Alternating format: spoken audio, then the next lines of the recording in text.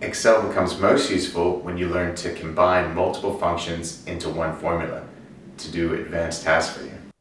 So we're going to combine two different functions here. We're going to use the sum function, which adds things together, and we're going to use the max function, which will find you the highest number in a range of numbers. So let's say we want to find the total of something, but we can't let it go negative. We're going to take the total of it, or we're going to take 0. You can use a combination of the sum and max functions like so. We want maximum sum of these numbers. So give us the total, or give us 0, whichever one's higher. So because the total was originally -10, we can see that we're going to be given 0 instead. And this is useful if you have a result that can never go negative, for example.